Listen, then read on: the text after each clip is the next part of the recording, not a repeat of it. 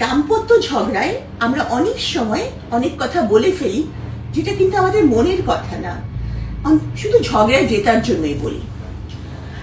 ঝগড়ার সময় কোন তিনটা কথা আপনার স্বামীকে কখনো বলবেন না? প্রথম কথা হচ্ছে, তুমি এমন কি, তোমার যে কত ভালো ভালো পাত্র আমাকে বিয়ে করার জন্য রেডি ছিল। আপনি ভাববেন এটা বলে আপনি আপনার গুরুত্ব বাড়াবেন, কিন্তু আসলে এতে করে তার মনে অন্যরকম একটা সন্দেহ তৈরি হবে এবং আপনাদের দূরত্ব বাড়বে। 2 নাম্বার হচ্ছে, কখনো তাকে কারোর সাথে তুলনা করবেন না।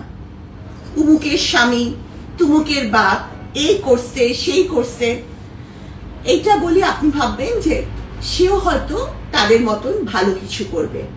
তা কিন্তু হবে না, এতে তার কনফিডেন্স লেভেলের 12টা বেজে যাবে। আর 3 নাম্বার হচ্ছে, প্রেমের ক্ষেত্রে, অন্তরঙ্গতার ক্ষেত্রে কখনো বলবেন না তুমি কেমন পুরুষ, ও তুমি একটা পুরুষ নাকি। কখনো বলবেন না।